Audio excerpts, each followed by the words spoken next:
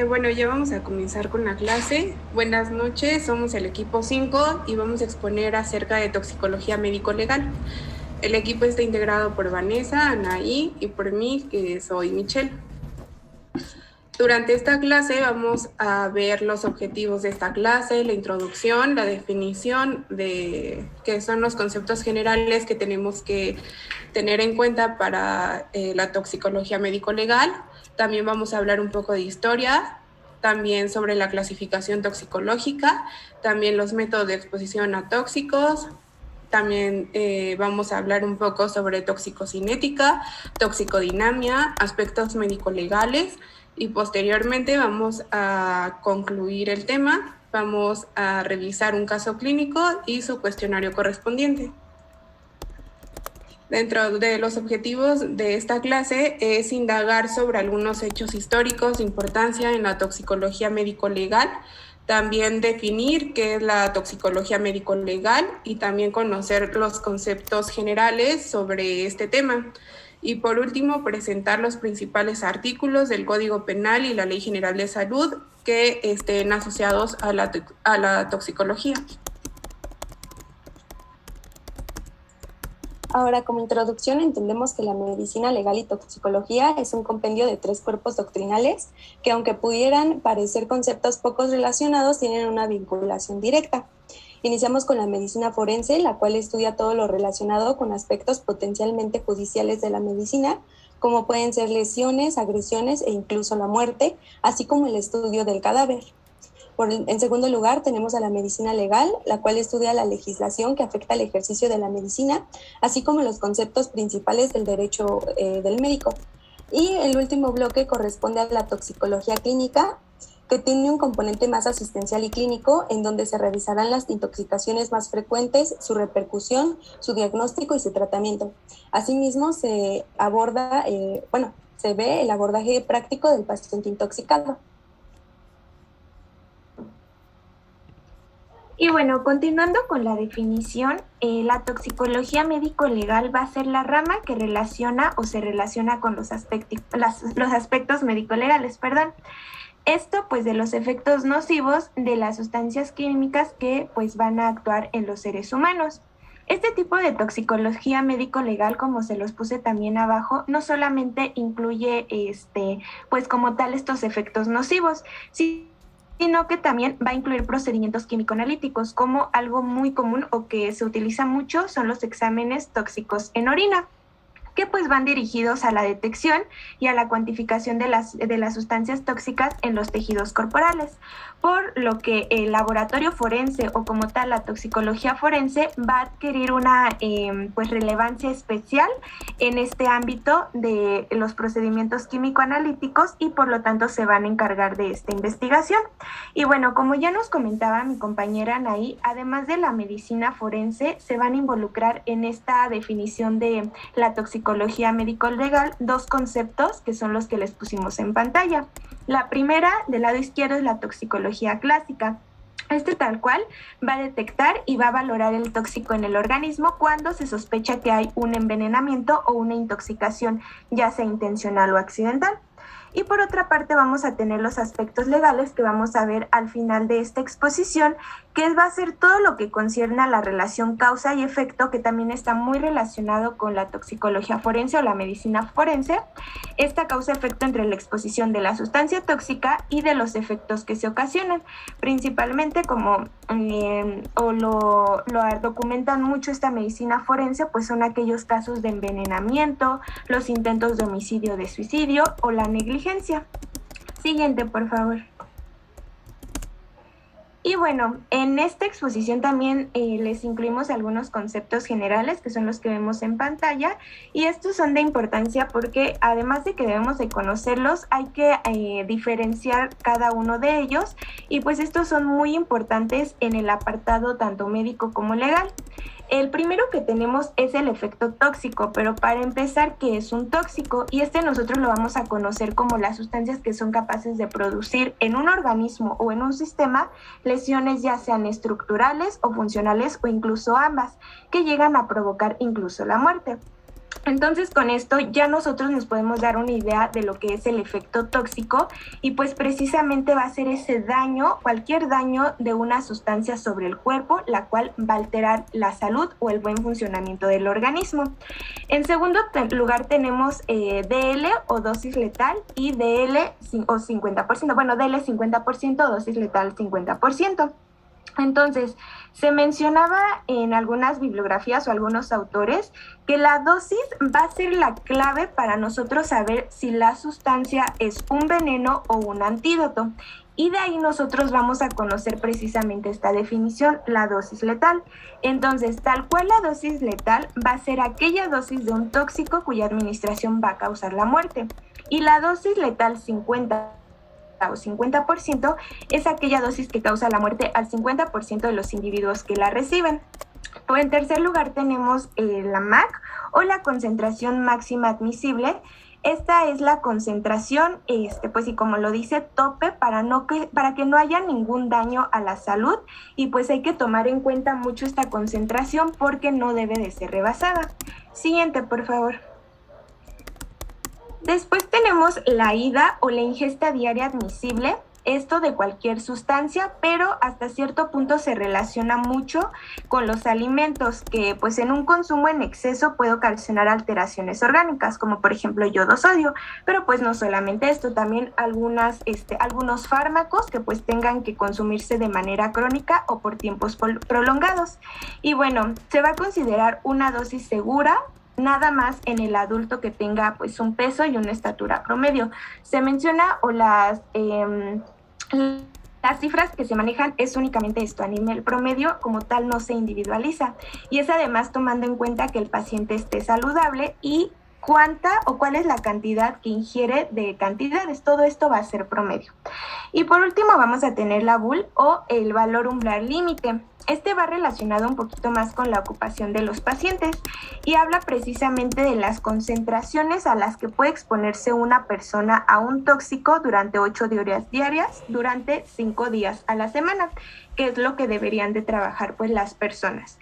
Entonces, en este ámbito nosotros podemos dividirlo en los productos domésticos como los detergentes, disolventes, los productos industriales como metales, gases, algunos productos agrícolas como pesticidas, insecticidas o bien los productos alimenticios. Siguiente, por favor. Y bueno, ahora vamos a hablar un poco sobre la historia. Todo comenzó en la Edad Antigua, de acuerdo a investigaciones arqueológicas de Saint Parrot.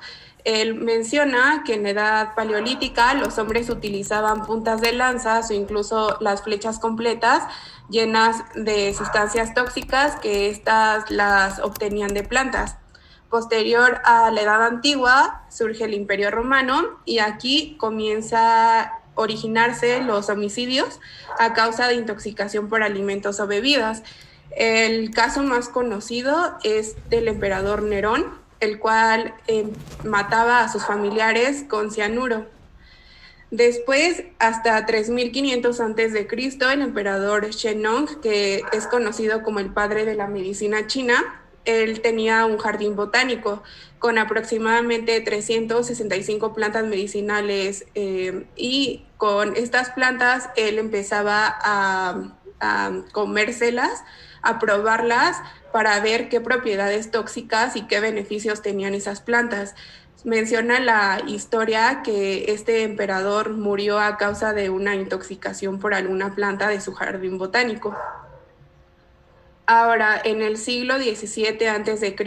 ya se empiezan a crear remedios caseros, medicinales, mágicos y también antídotos para las intoxicaciones que se empezaban a realizar en ese momento. En 850 a.C., Homero, en su obra de la Odisea y la Ilíada, escribió sobre el uso de flechas impregnadas con sustancias tóxicas que utilizaban los guerreros y empezó a introducir la palabra de toxicón, que se refiere a una flecha impregnada con una sustancia tóxica. Después, entre el 25 a.C. a 50 después de Cristo, Aulo Cornelio Celso que él es un escritor, escribió sobre el uso de numerosos remedios medicinales, en el cual incluía el opio, que era la planta que se utilizaba más en ese tiempo. Después, en la Edad Media y Renacimiento, se comienzan a realizar o a crear medicamentos y también tóxicos por medio de la destilación, sublimación y la cristalización. En 1493, Felipe Aureolo Teofrasto, que él fue un médico alemán y un profesor en una universidad también muy prestigiosa, él comenzó a realizar experimentos en animales para conocer el proceso tóxico que tenían las plantas. De hecho, el resultado de su investigación o lo que predomina en ello fue que mencionaba que la dosis es muy determinante para la toxicidad de la sustancia. Por esa investigación se le considera la figura de la toxicología moderna. Y ya después, hasta el siglo XX, se empezó a popularizar el uso de cianuro para homicidios. Y bueno, en el siglo XVII a XVIII, el rey Luis XIV creó el chambre ardente, el cual engloba crímenes relacionados con envenenamiento, que también pues es causado por una sustancia tóxica. Principalmente en ese siglo se utilizaba mucho tanto el cianuro como plantas medicinales. Después, en 1995, se creó el Programa de Evaluación de Seguridad de Medicamentos, Cosméticos y Drogas, y este programa es evaluado y actualizado por la FDA. Y bueno, en la actualidad ya la toxicología tiene un sentido ya más jurídico y también de importancia médica, porque pues actualmente sí hay casos en donde estas intoxicaciones son causadas, no son causadas accidentalmente. Entonces, por eso tiene un sentido jurídico muy importante. Ahora, hablando de la clasificación de los agentes tóxicos, esto puede depender de bastantes características, iniciando por el estado físico que pueda tener cada uno de ellos. Estos pueden presentarse en forma de gas o algunos volátiles, como puede ser el caso de humo de incendios o monóxido de carbono. También pueden presentarse en forma líquida, como pueden ser algunos productos de limpieza, como el cloro. Y por último, también en cuanto al estado físico sólido, pues este estaría un poco relacionado con los medicamentos e incluso con algunas plantas.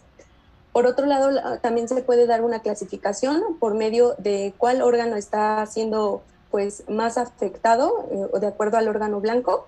Entonces vamos a decir que es neurotóxico, pues cuando hay una afectación en el sistema nervioso, y pues este se debe principalmente por tres mecanismos. Puede ser por neuropatía, por axonopatía o por mielinopatía. En segundo lugar tenemos que también pueden ser cardiotóxicos, ya que pueden generar algunas alteraciones en la excitabilidad, como arritmias, también alteraciones de la conducción, del automatismo y de la contractibilidad. En tercer lugar, el hepatotóxico. Si bien el hepatotóxico lo coloqué en tercer lugar, este podríamos decir que es el más importante. ¿Esto por qué? Porque es la principal causa de que nuevos fármacos que están en desarrollo pues no sean aprobados o no cumplan con los requisitos pues regulatorios. Entonces, por este efecto hepatotóxico, pues muchos medicamentos no son aprobados justamente por la FDA que mencionó mi compañera Silvia. El efecto hepatotóxico puede deberse a una intoxicación aguda, como puede ser en el caso del paracetamol, o incluso por una intoxicación crónica, como puede ser el caso del alcoholismo. En cuarto lugar, tenemos a los nefrotóxicos, que pues bien sabemos que el riñón es una de las principales vías de eliminación tanto de fármacos como de sus metabolitos, y pues muchos pueden generar todo este efecto tóxico a nivel renal. Y por último, otro ejemplo serían los ototóxicos, pero así como mencioné estos, puede pues encontrarse un efecto tóxico a cualquier nivel o en cualquier órgano. En tercer lugar, también tenemos una clasificación de acuerdo al modo de uso de los agentes, o sea, ¿para qué fin se hicieron estos agentes? Por ejemplo, puede ser que un agente farmacológico médico pues genere toda esta toxicidad por una sobredosis, ¿no? También puede ser que por productos de belleza o incluso productos de limpieza como agentes o productos de limpieza para el hogar, pues generen todo este esta intoxicación. También pueden ser por medio de las plantas, de los insectos, de animales, por medio de alimentos e incluso por medio de distintas sustancias industriales. Y por último tenemos una clasificación de acuerdo al tiempo, en el cual vamos a encontrar una intoxicación aguda cuando el paciente es expuesto a una intoxicación en la cual se manifiesta todo el cuadro clínico en menos de 24 horas y pues esta intoxicación suele ser a grandes dosis de forma abrupta. Por otro lado, tenemos una intoxicación crónica cuando el paciente pues, es expuesto pues, de forma continua a ciertos tóxicos y pues si bien el cuadro clínico no aparece abruptamente, se aparece con el paso del tiempo. Y por último tenemos la aguda sobre la crónica, en la cual pues el paciente tiene una intoxicación pues crónica, tiene esa exposición seguida. Sin embargo, hay un momento en el que se presenta una intoxicación aguda y por lo tanto se sobreponen ambos cuadros. La siguiente, por favor.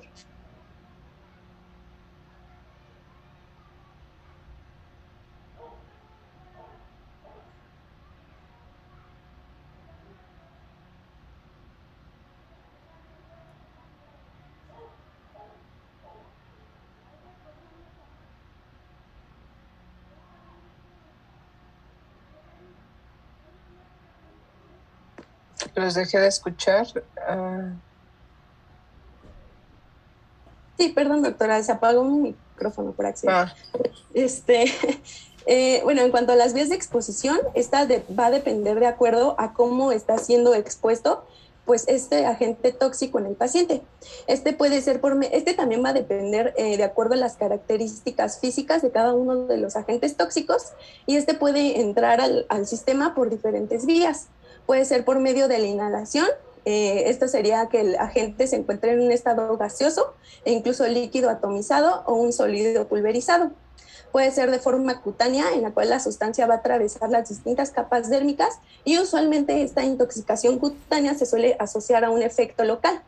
Por otro lado, tenemos la exposición parenteral, que puede ser por vía endovenosa, intramuscular o subcutánea. Está relacionada con los homicidas, suicidas por medio de accidentes o de forma recreacional, como puede ser en el caso de la heroína, ¿no? Y esta también suele asociarse a un efecto sistémico.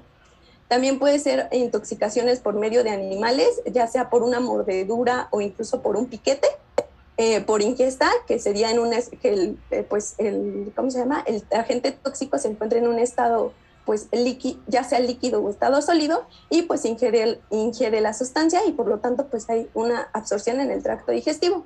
Y por último sería una vía de exposición placentaria que pues esta tendríamos que tenerle pues bastante cuidado en todas las mujeres embarazadas. La siguiente, por favor. Y bueno, muy relacionado con lo que nos comentaba mi compañera Anaí, también vamos a tener lo que son los métodos de exposición.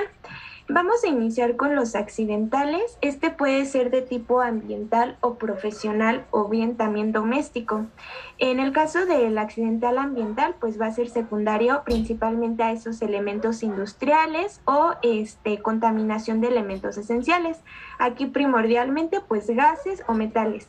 Y en el profesional va más relacionado al manejo de sustancias cotidianas como por ejemplo detergentes, pesticidas, veneno para ratones, etc. Por otra parte, tenemos un método de exposición alimentario. Este puede ser de 4 tipos, iniciando con un alimento tóxico, es decir, que sea venenoso tal cual. Por ejemplo, los hongos, las setas, etc. También puede ser un método de exposición el envase, principalmente por la producción de plomo, esto en los productos enlatados. En tercer lugar tenemos la contaminación biológica, que pues realmente puede ser cualquier tipo de contaminación, ya sea bacteriana principalmente, pero pues un organismo en particular es por E. coli. Y finalmente la contaminación química, que pues en algunas clases lo vamos a ver principalmente por plaguicidas o insecticidas, que son los insecticidas más utilizados pues en casa, en el campo, en cualquier lugar. Siguiente, por favor.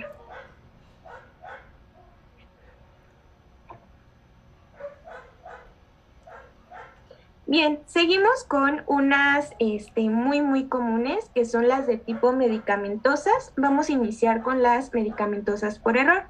Primero, pues por el producto, que como tal las personas se automediquen y ellas desconozcan tanto la dosis máxima como los efectos secundarios que puede tener esta. En segundo lugar, tenemos la interacción, principalmente ya sea con otros fármacos o con algunas otras sustancias, como por ejemplo el alcohol.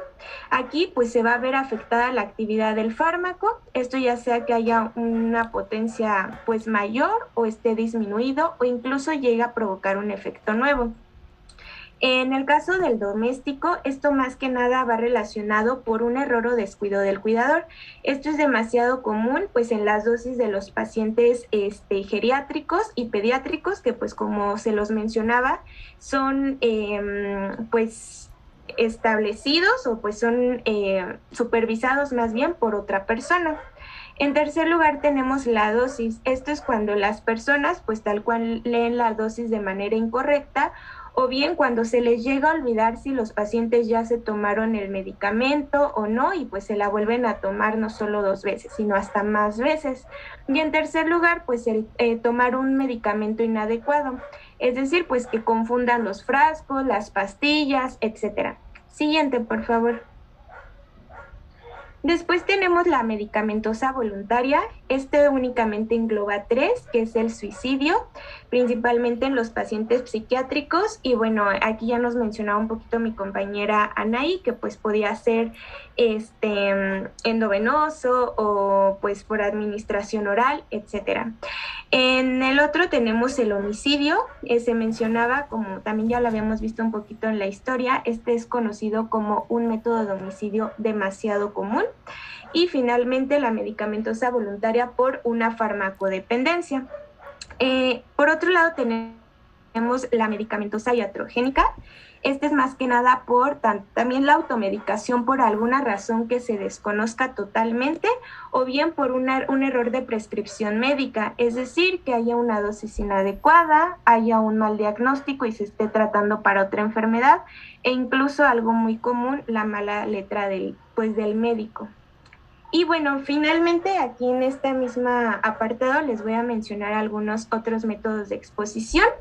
3 importantísimos que vamos a ver en las siguientes clases es la intoxicación o las intoxicaciones sociales más bien, que pues es el mal uso o el abuso de sustancias como el alcohol, la marihuana, el tabaco, etcétera. Algunas intoxicaciones ambientales que no son propiamente profesionales, como se los mencioné en las accidentales. Sin embargo, pues aquí se engloban aquellas que son ocasionadas por la contaminación del aire, del agua o suelo. Sin embargo, este tipo no lo vamos a ver como tal este semestre porque tienen, o más bien no tienen un carácter de intoxicación agudo, que es en lo que nos vamos a enfocar. Sin embargo, aquí sí podemos englobar, y uno de los temas que vamos a ver es la intoxicación por humo de incendio. Y finalmente, las picaduras o mordeduras de animales, que pues comúnmente por víboras, arácnidos, insectos y animales acuáticos. Siguiente, por favor. Bueno, ahora la acción tóxica va a tener 3 fases: la fase de exposición, la fase de toxicocinética y la de toxicodinamia.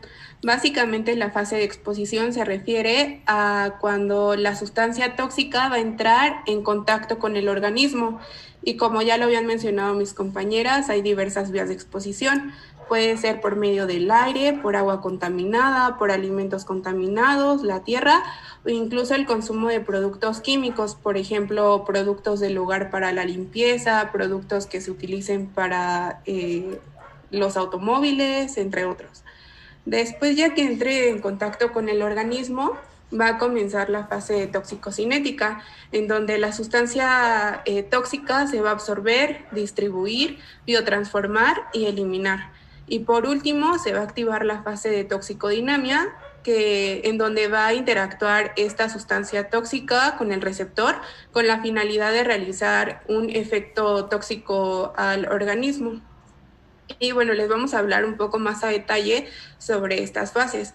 Vamos a comenzar con la fase de toxicocinética, que esta básicamente va a estudiar la trayectoria, la transformación y el transporte de los tóxicos en el organismo y va a estudiar desde el ingreso de la sustancia tóxica hasta su eliminación. Primero debe de haber una absorción. Esto se refiere a que se va a transportar el tóxico a través de las membranas y compartimientos del medio exterior al capilar, y esto puede ser por difusión facilitada, por transporte activo o por difusión pasiva. Y bueno, esta absorción puede ser por medio de la piel, por medio de la inhalación, que sería por vía respiratoria. Ahora, posterior a ello va a haber una distribución, que esto básicamente va a estudiar el mecanismo mediante el cual el tóxico va a llegar a su órgano blanco. Entonces, ya que haya ingresado esta sustancia química al organismo, se va a empezar a transportar por medio del torrente sanguíneo, por medio de proteínas plasmáticas, y van a formar la toxina proteína hasta llegar al órgano blanco. Ya cuando llegue al órgano blanco se va a separar de esta proteína con la finalidad de entrar a la célula y realizar el efecto tóxico. Esta distribución va a depender de mecanismos tanto del tóxico como del organismo. Dentro de estos mecanismos tenemos que depende, bueno, de acuerdo con el tóxico, va a depender de las características físico-químicas, también el grado de unión a las proteínas plasmáticas y la afinidad del tóxico a los tejidos. Y en el caso del organismo va a depender del gasto cardíaco, de la circulación sanguínea, del pH y la permeabilidad del endotelio capilar. Ahora, posterior a ello, ya que se haya distribuido, se va a continuar la biotransformación, que se refiere a cuando se va a modificar una sustancia liposoluble a una hidrosoluble. Esto puede originar que esta sustancia tóxica tenga una menor o mayor toxicidad. Esto ya va a depender del producto tóxico. Bueno, la biotransformación se va a realizar ya sea en el hígado, riñón, intestino y pulmón, y va a tener dos fases. La primera fase es básicamente el tóxico se va a convertir a un metabolito primario por medio de la oxidación principalmente, que esto va a ser ocasionado por el citocromo P450, pero también se puede modificar por medio de reducción o incluso la hidrólisis. Y bueno, ya después de que se obtenga el metabolito primario, va a comenzar la fase 2, en donde se va a convertir en metabolito secundario por medio de la conjugación, y ya este metabolito va a ser más fácil de eliminar, de excretar. Y las vías de eliminación principalmente son por vía biliar, por medio del riñón o incluso del pulmón. Ahora, por otro lado, vamos a hablar de la toxicodinámica. En cuanto, bueno, ¿qué vamos a ver en esta toxicodinámica? Pues prácticamente lo que veremos es lo que genera el tóxico o el agente tóxico en nuestro cuerpo. Esta toxicodinámica pues prácticamente es la tercera fase de acción, como ya lo había mencionado Cintia, y pues esta ayuda a describir el modo de acción tóxica o los mecanismos de interacción que va a tener el agente tóxico o sus metabolitos con los diferentes sistemas moleculares, celulares, orgánicos o sistémicos, y que pues van a generar secundariamente todo el cuadro clínico de la intoxicación. Esta toxicodinamia pues se puede dividir de acuerdo a en dónde va a afectar o en dónde va a actuar el agente tóxico. Puede ser a nivel molecular, en el cual pues va a haber una interacción entre las moléculas del tóxico y las del sistema biológico. Uno de los más importantes a este nivel es que pueda existir una inhibición del sistema enzimático o incluso en los mecanismos de transporte o en receptores. Por otro lado, en el segundo nivel sería a nivel celular, en la cual va a generar acciones evaluadas a organoides. Esto quiere decir que el tóxico va a afectar a diferentes organelos y por lo tanto puede generar una alteración de la estructura celular o de la propia función celular. A nivel celular, pues el tóxico puede generar su acción, su mecanismo de acción, directamente sobre la membrana celular, sobre las mitocondrias o vesículas sinápticas u otros organelos que pues existan en la célula. A nivel orgánico, esto va a ser una reacción específica a receptores de un órgano pues específico.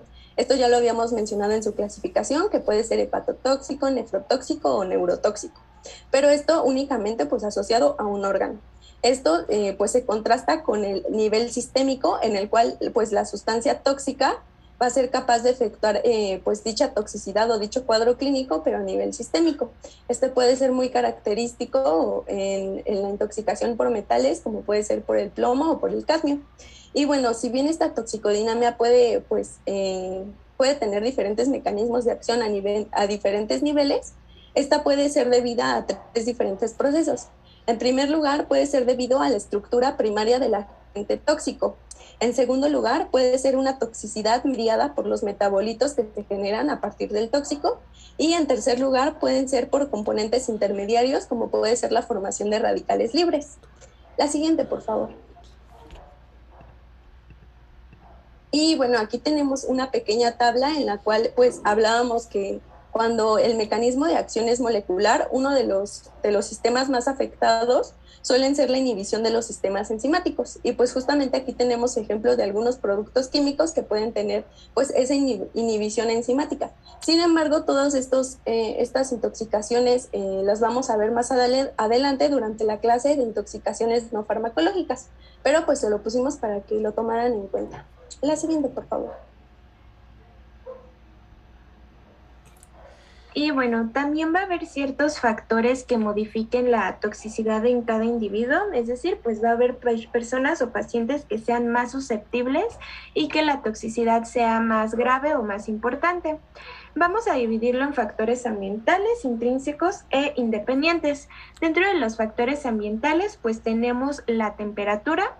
También esto lo veremos en lo que sería intoxicaciones no medicamentosas, principalmente un aumento de calor en los gases tóxicos pues llega a ocasionar importantes intoxicaciones.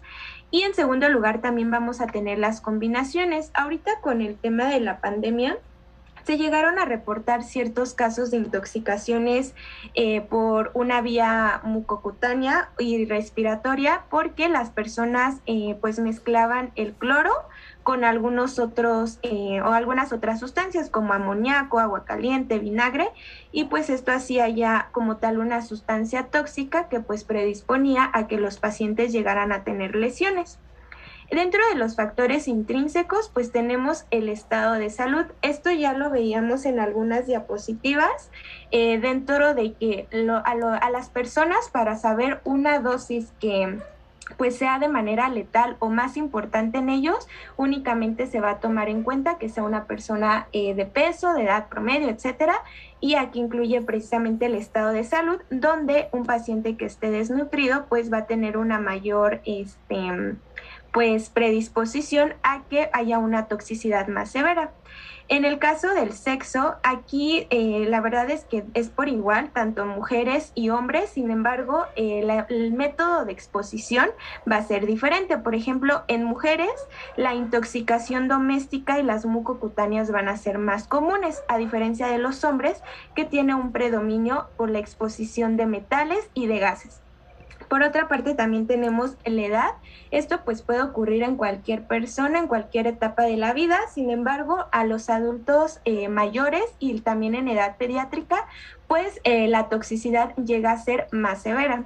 Y dentro de la ocupación, pues básicamente era lo que ya revisábamos, la exposición a los agentes tóxicos. Esta parte pues nosotros la vamos a recolectar con la historia clínica y no solamente vamos a indagar acerca de lo que hace el paciente, sino con qué lo hace, cuál pudo haber sido ese detonante y también cuánto tiempo al día y a la semana pues está pues expuesto a esa sustancia.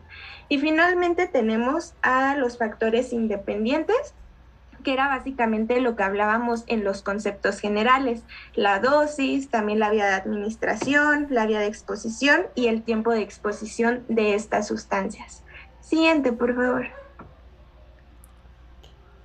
Y bueno, ahora vamos a continuar con la toxicología forense, que actualmente esta es muy importante ya que tiene una función primordial para identificar drogas, venenos e incluso algunos otros componentes químicos, tanto en fluidos y tejidos humanos, que estos estén relacionados con hechos que son objetos de una investigación criminal.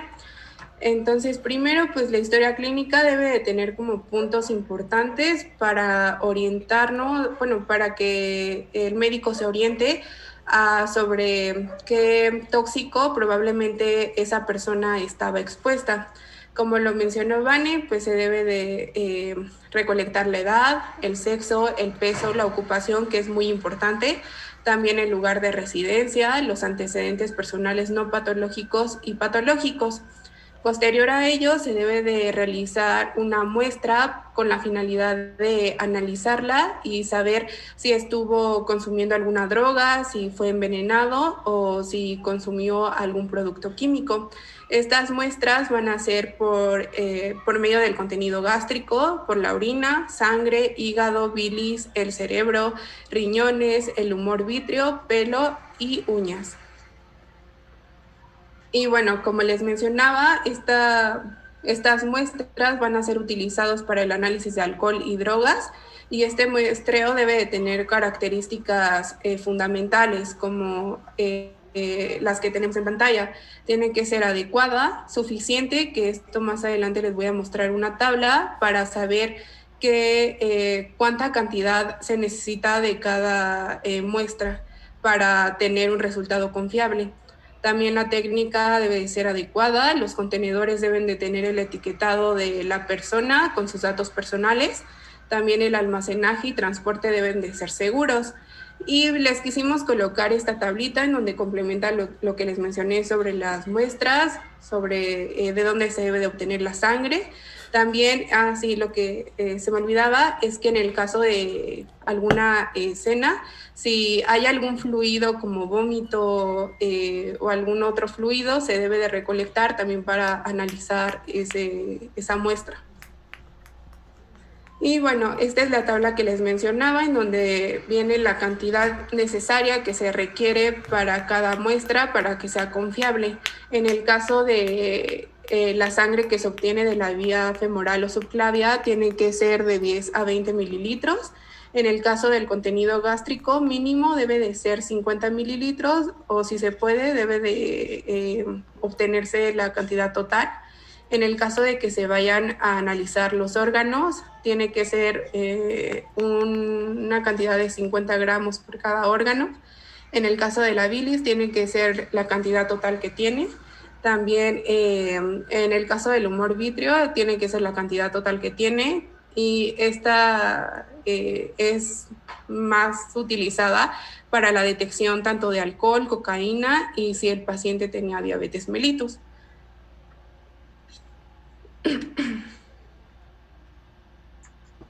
Ahora vamos a pasar a algunos aspectos médicos legales aquí en México, pero pues como lo habíamos mencionado anteriormente, lo vamos a abordar de acuerdo a la toxicología. Bueno, existen los delitos de la salud, contra la salud, en los cuales se asocian con delitos relacionados con el narcotráfico, relacionados con peligro de contagio y relacionados contra los derechos reproductivos. Todos estos delitos asociados a o en contra de la salud se encuentran o forman parte del título 7 del segundo libro del Código Penal Federal de México. Los principales abarcan del artículo 193 al artículo 199. La mayoría de estos artículos se enfocan hacia el narcotráfico, hacia la producción o hacia la producción o comercialización pues, de diferentes narcóticos o estupefacientes. Sin embargo, los que pues, son de mayor importancia para nosotros como profesionales de la salud es el artículo 196, el cual menciona que si nosotros estamos asociados a un proceso de narcotráfico o a un delito relacionado al narcotráfico, va a existir una suspensión de derechos o funciones por el ejercicio profesional o oficio hasta por 5 años e inhabilitación de profesionistas, técnicos, auxiliares o personales relacionados con las disciplinas de la salud. Esto en cualquiera de sus ramas y que se valgan de esas situaciones para cometerlos. Esto quiere decir que nosotros como pues, médicos profesionales de la salud, estas penas o estas condenas a la cárcel pues van a ser un poquito mayores que en la población general. En el artículo 197 menciona que se van a otorgar de 3 a 9 años de prisión a quien sin mediar prescripción de médico legalmente autorizado administre a otra persona algún narcótico.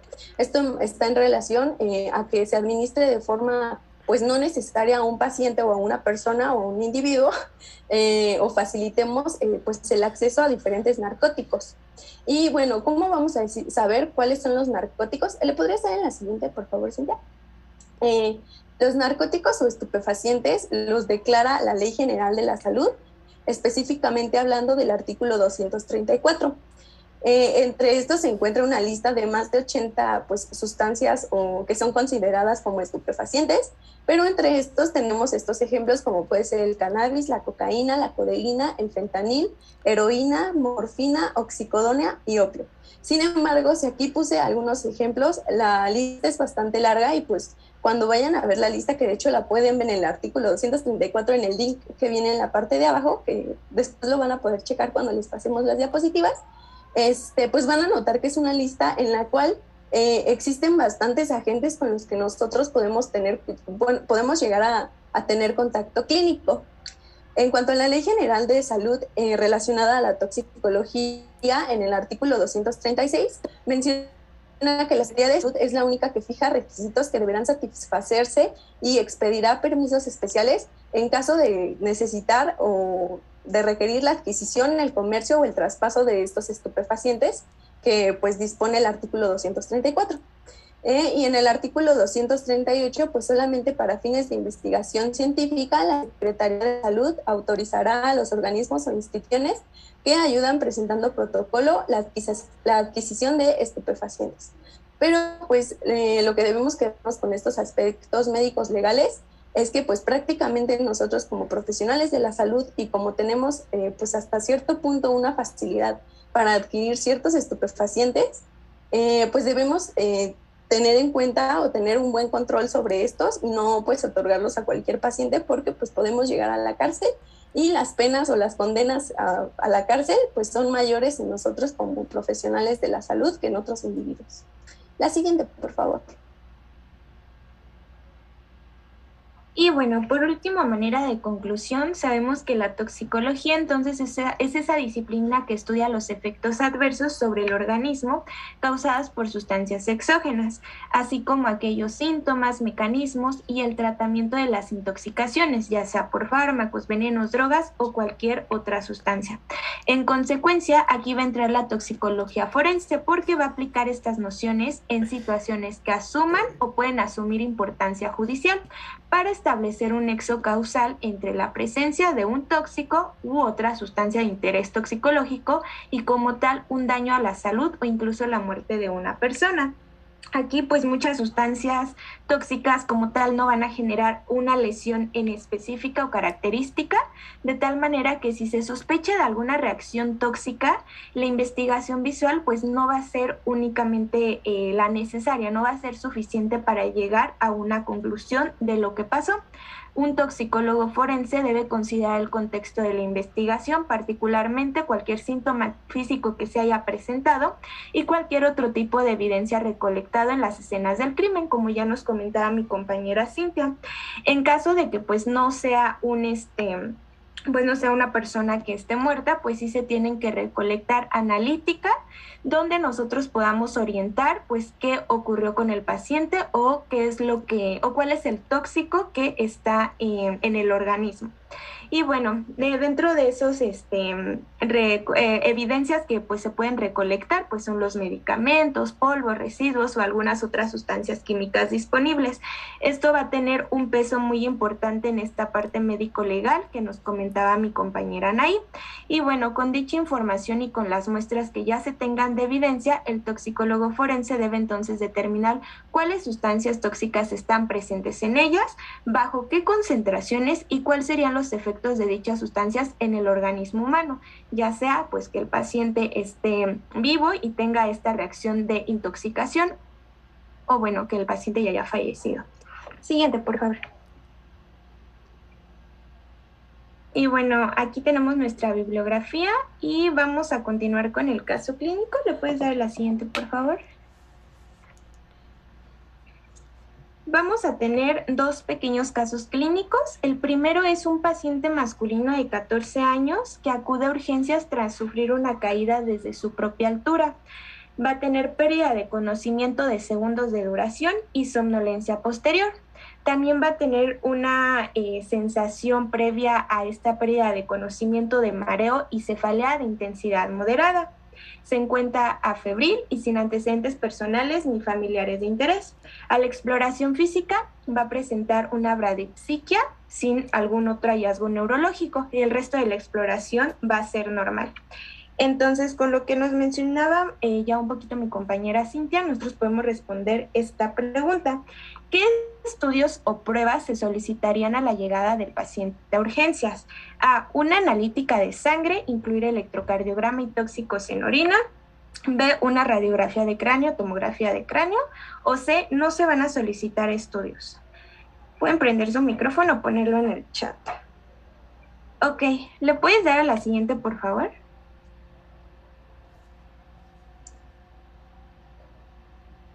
Bien, como lo comentan en el chat, la respuesta correcta es la analítica en sangre. Bueno, la letra A, iniciando con la analítica en sangre, esto se debe de iniciar con hemograma, bioquímica, gasometría, etc. Además, como el paciente cursa con sintomatología y por un factor de riesgo podría decirse que es la edad, nos llega o podemos dudar o sospechar que pues tiene una intoxicación por alguna droga que podría ser evidenciado en el examen de tóxicos de orina. Es por eso que además de toda esta analítica pues se va a indicar este estudio bioquímico. Siguiente, por favor. Y bueno, entonces, ya que llegó a urgencias, se le realizaron todos estos estudios y va a tener un resultado normal en todos ellos. Entonces, ante la persistencia de cefalea refractaria analgesia habitual, se va a interrogar nuevamente al paciente sobre las circunstancias previas al episodio, porque no se le preguntó qué estaba haciendo, etcétera, antes de que sufriera esta pérdida de la conciencia. Y bueno, el paciente menciona que estaba en una casa cerrada, en una reunión familiar y que pues estaban cocinando con carbón. Entonces, posteriormente también se menciona que hay clínica de cefalea y vómitos en varios familiares durante esta reunión. Entonces, con los datos clínicos y analíticos que pues vimos que salieron normales, ¿cuál es la sospecha diagnóstica? A, una intoxicación etílica. B, una intoxicación por opiáceos. C, intoxicación por monóxido de carbono. D, hemorragia subaracnoidea. O E, migraña. Ok, siguiente, por favor, sí. Bien, como lo están poniendo en el chat, las intoxicaciones por drogas, ya sea legales o ilegales, además de producir una sintomatología más específica o más marcada según sea el tóxico, también una alteración en la exploración neurológica y que además podría detectarse en el examen de tóxicos de orina y que no es el caso, nosotros podemos enfocarnos en el antecedente de la clínica familiar que tuvieron varios integrantes de la familia y la exposición provocada al humo. Entonces esto nos va a orientar que pues el paciente estuvo en una intoxicación por monóxido de carbono. Siguiente, por favor. Y bueno, tenemos un segundo caso, que es un paciente masculino de 3 años de edad que acude a urgencias por posible ingesta de medicación de lorazepam. Hace unas 3 horas antes de su ingreso, lo encuentra el tío con una disminución del nivel de conciencia y en el centro de salud se le administra carbón activado y no se le hace lavado gástrico. No hay ni alergias ni antecedentes familiares conocidos. A la exploración física, el paciente se encuentra somnolencia, pero sí reacciona al estímulo. Tiene una buena hidratación y perfusión, las pieles y mucosas tienen una normocoloración y no hay ni exantemas ni petequias. El plan de actuación que se llevó a cabo, pues primero fue un soporte vital, donde llevaba una monitorización de la frecuencia cardíaca, respiratoria y tensión arterial. En el caso hubo una desaturación de oxígeno durante el sueño, por lo cual requirió oxigenoterapia con mascarilla. Se cuidó el soporte respiratorio manteniendo la vía aérea permeable. también se canalizó con un acceso venoso para la extracción de la analítica, hemograma, coagulación bioquímica, que pues les mencionaba, esto se indica de inicio, también los tóxicos de orina y se administra el antídoto, que es flumazenilo. Y pues en el soporte neurológico hubo un seguimiento y pues el paciente presentaba una tendencia al sueño e irritabilidad. Dentro de la evolución ya ingresó a observación a pediatría, hubo una monitorización y sueroterapia intravenosa, tuvo una evolución favorable sin ningún tipo de alarma, ya se presentaba consciente, jugando, buena tolerancia alimentaria, etcétera. Los valores de orina y la analítica salieron dentro de los valores normales y 24 horas después se dio de alta. Siguiente, por favor.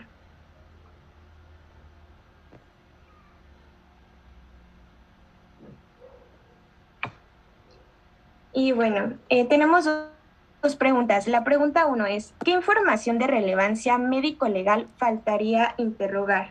A, saber a quién de las personas que viven en el domicilio le pertenece el frasco de lorazepam que ingirió el paciente pediátrico. B, indagar el por qué se hace el uso de este medicamento y si cuenta con una receta médica legal y vigente. O C, todas las anteriores.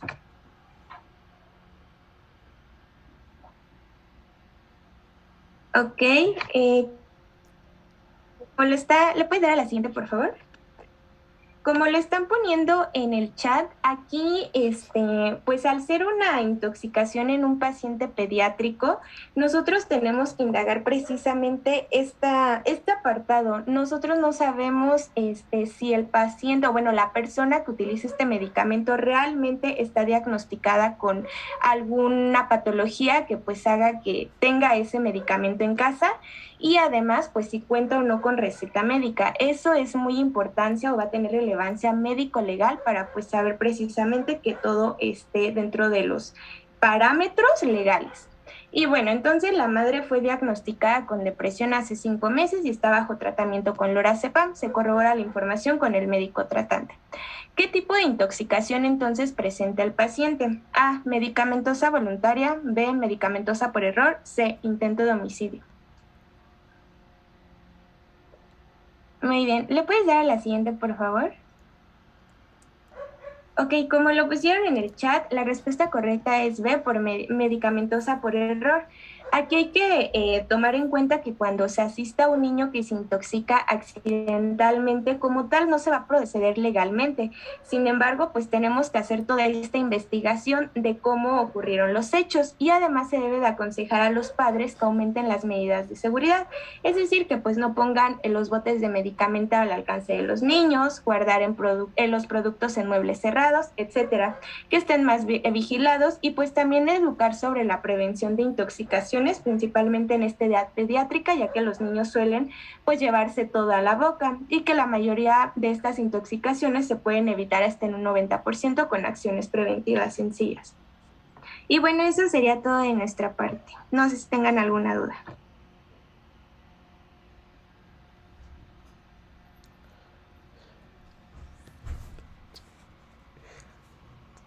Si nadie tiene dudas, sobre lo que comentabas del caso, aunque pareciera en un país de primer mundo que la última respuesta fue lo correcto, porque los niños se intoxican por accidente, la realidad es que no. En México muchos son intoxicados a propósito, por los hermanos, por los abuelos, por los tíos, etcétera, pero no nos corresponde a nosotros la investigación de qué pasó.